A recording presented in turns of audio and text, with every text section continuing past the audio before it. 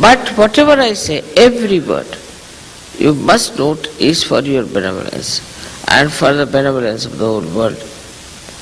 And by not obeying that, you are not only spoiling your own chances, but the chances of the whole world. So you understand how important it is. If you are the disciple, if you are blessed by your Guru, all these things are written about them. But I say not only that you are my disciples, but you have got your realization. You are Sajogis. You got all the powers. You know each and everything. You are so special people. For such people, there should not be any difference of opinion, because you know the same thing all the time. So there cannot be any fight, there cannot be any quarrel, there cannot be any argument. But the discretion should be that our Guru is a mother, she is very mild, she is very gentle, she is very kind. I know that. One day, my brother told me that what sort of a Guru you are. When my Guru was teaching me tabla, he used to break the tanpura on my head. And even one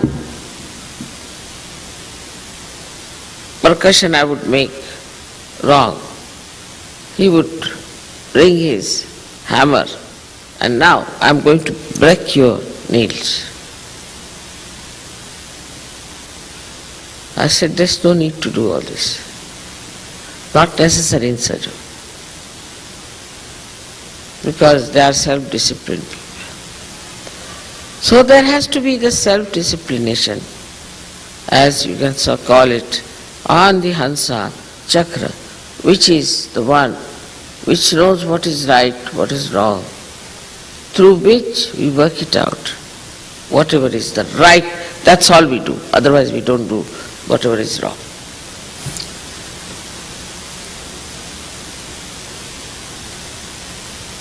Then comes the heart chakra. We talk of love, we talk of this, we talk of that. Oh man, so much of talk of love in the West, which is never in India. But there isn't any love. It is such a love for money, love for positions, but there is no pure love, nirvaj, there is no love like that.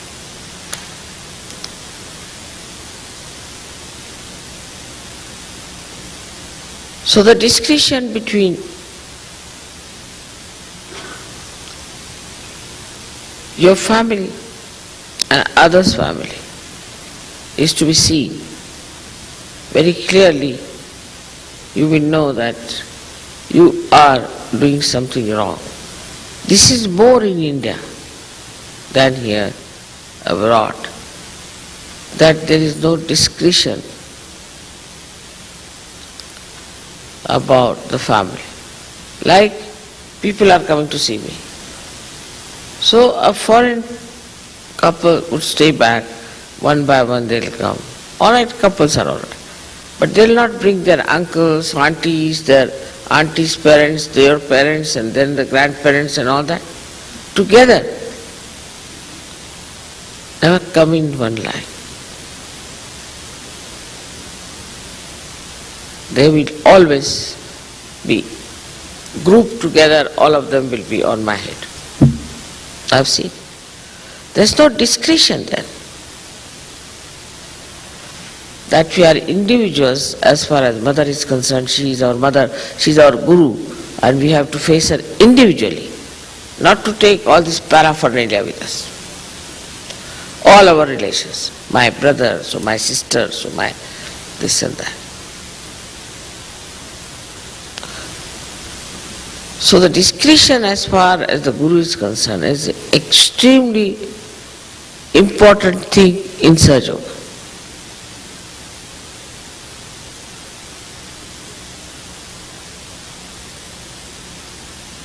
It is beyond me to explain to you how the gravity acts through Nabhi. No doubt. But through your heart chakra, if you gravitate at people, or sort of what you call the charisma of a person, or some sort of a nonsense, or the charmingness of a person, that means you are attracted towards something that is extremely superficial and not at something which has gravity in it.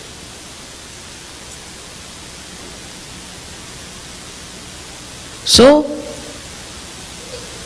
the discretion at the heart is to have a relationship which is so detached that you nourish everything, every part of your family. Now somebody is attached to the husband, somebody is attached to children, somebody attached to the dogs, somebody is attached to only to the plants. It's very indiscreet. You should be attached to everything in the same way. I would say that you should be so detached that you are attached to everyone equally. Detachment doesn't mean that you wear dresses or scantily. It doesn't mean that. It's a wrong idea. Detachment means that you watch everything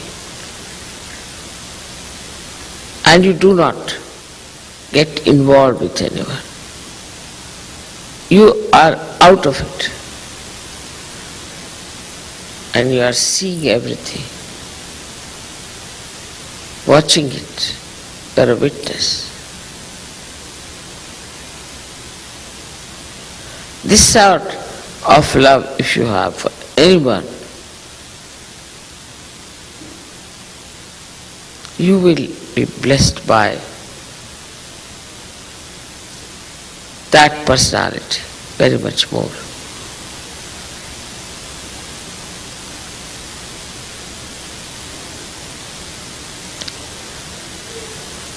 So now the discretion of the Vishuddhi is another very important. The other day somebody came and his right hand was frozen. I asked him, what do you do? He says, I am working as a secretary. That lady. So I said, what do you do? She said, I type. I type a lot. I said, you take to Sahaja Yoga and before typing you just say namaskar to that work that you have to do just like that, and then you start doing the work as if you are not doing it. You are just doing it, typing, you are just typing, that's all. You are not doing it. You are not doing anything. Some people say, Mother, you travel so much. I never travel. I am sitting or I am walking. Where do I travel? Is the plane that travels? I am just sitting in the plane. I never travel like a Superman. I am sitting very nicely. Where do I travel? If I start thinking I travel very much, I do this work, I do that work. Somebody would say, Mother, you do so much work. I mean, I don't do anything. I tell you really, I don't do anything.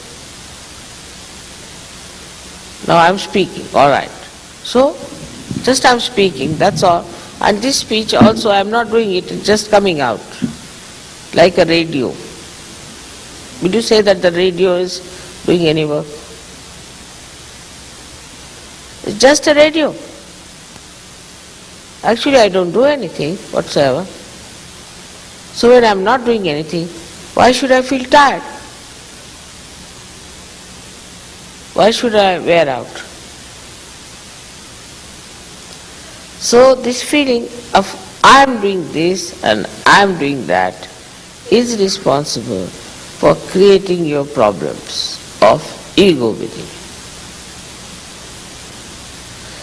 So to use the discretion over this ego, to put it down in its proper place, are these strands of Ida and Pingala sitting on top of them. Bring it down.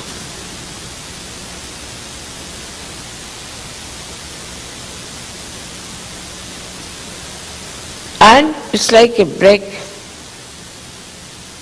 and an accelerator. So if somebody has too much of ego, then the discretion, see,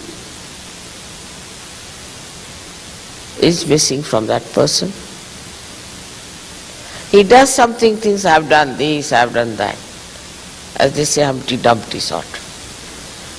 And then he suddenly finds it was finished. I was very stupid to have such an ego. So what does he say? All right, mother, you do for me. You work it out. Finished. It's done. Of course, I don't do anything, nor you do anything. But if you just say, mother, please do this for me, it's done. If you say, mother, come in my head, I come in your head. Come in my eyes, I come in your eyes. Say what you like. I don't do anything at all. Neither you do anything. It just works. Somebody else is doing, all right. Need not bother about that. Somebody is doing it. But as long as I am not doing it, I am relaxed and I am not worried. I am not upset. So Vishuddhi is a very, very important center. And for you Americans especially, American surgeries, you have to know that to be in the Vishuddhi means you are in charge. Not doing anything, but in charge.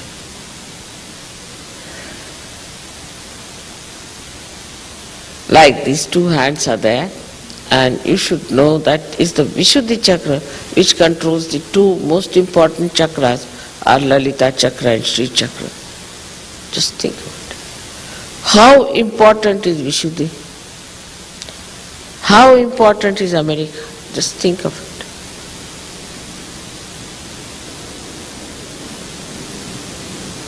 But nobody is aware of it. America means Las Vegas, then all these horrible beaches. Horrible, horrible, horrible. Nobody knows what is America is. What does it mean to be in America? What's our responsibility? All this comes to you when you allow your Kundalini to be up there.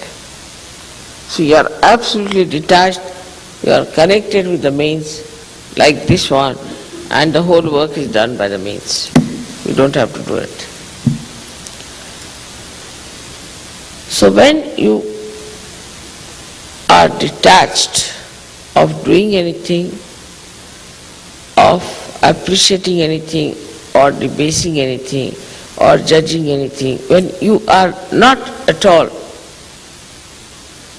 doing all this nonsense, that means you are absolutely detached in the real sense of the word.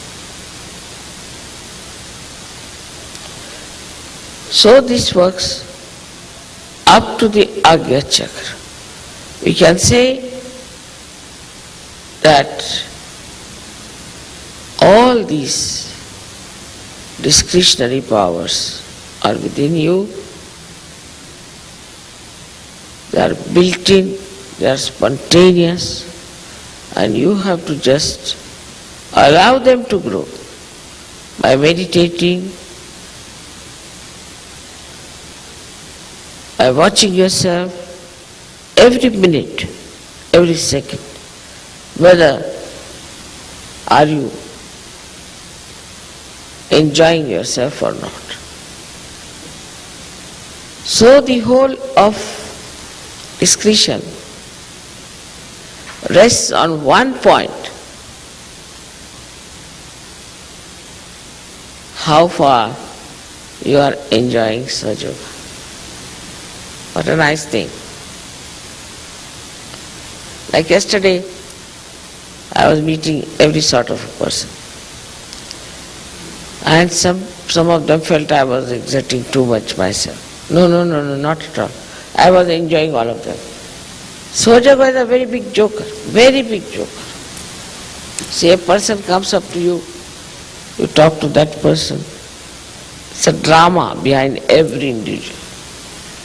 And you discover what a drama this individual was. No need to go to any theatre or any film. Every personality is a drama. Very enjoyable. If you just want to see the drama, and if you just know that, oh, you have to watch the drama, you have to see it. Only painful part is that as a guru I have to tell that this is not good, that is not good. That's the only painful thing. I wish I could have avoided it somehow, but it's not possible. Because from the darkness to the sunlight you have to come out. And you are holding my hand, so I have to tell you that be careful. It's a very, very small road. And both the sides you can follow, into Ida or Pingla. So hold my hand tightly. We have to go further. Don't look this side, that side. That's all. And this is what it is when you have discretion to put your hand into the hands of your Guru. Then you don't do anything. Just watch everyone, see everyone, and only thing you do is to enjoy. Whether you do it or not is not the point, but you are in the state of enjoyment, complete in the state of enjoyment. And that is the state we have to achieve. It should become that state as our own being.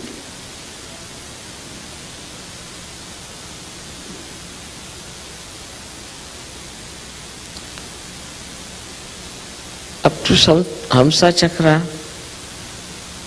you have come. And the Kundalini is now ready to open. Very much better, because she knows that you are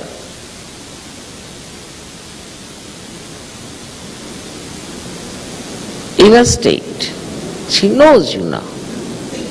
She knows you very well. And the Kundalini knows that you can now pass through Agya.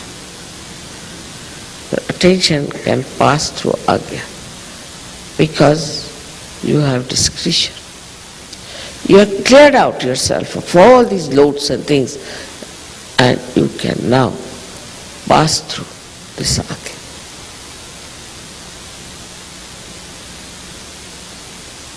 So before realization, those people who have had discretion are the best people to rise. They are solid people. Or those who are weak, again and again fall and rise, fall and rise, fall and rise. They catch again and again. So the discretion at that time is to know that you are here for your ascent and for nothing else. And that has to work spontaneously only by just finding out joy and joy-giving things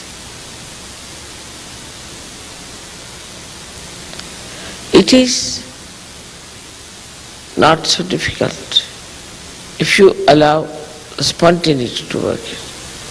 But they told me that, mother, we have to do this, we have to do that, what to do this and that. Just leave it at that point. Just leave it and everything will work out. You are not doing anything. You are not really doing anything. It's this all-pervading power which is so efficient, is doing everything for you.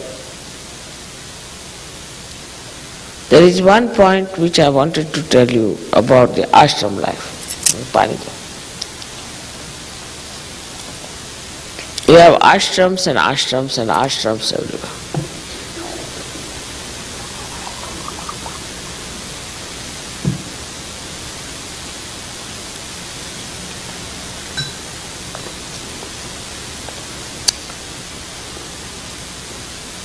Ashram is a small world, which is a symbol of an ideal world of the enlightened people. It's not that only those who are having no house, all right, you have no house, come along, because you can pay the rent. Is meant for people who are of that quality.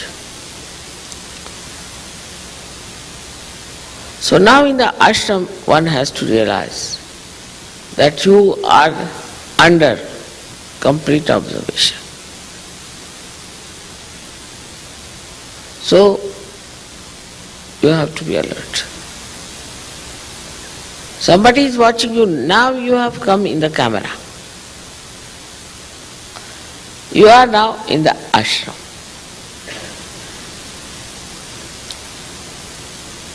So let's start from the very beginning, as I said, in an ashram as far as the Mooladhara is concerned. That part I think most of you have worked out. That you should keep an extremely clean atmosphere. But I have seen some mad people, even in the ashram, start behaving in a manner that doesn't show that they are ashramites. Their behavior is so funny towards sex sometimes that I just don't understand. The relationship between the husband and wife also, either they fight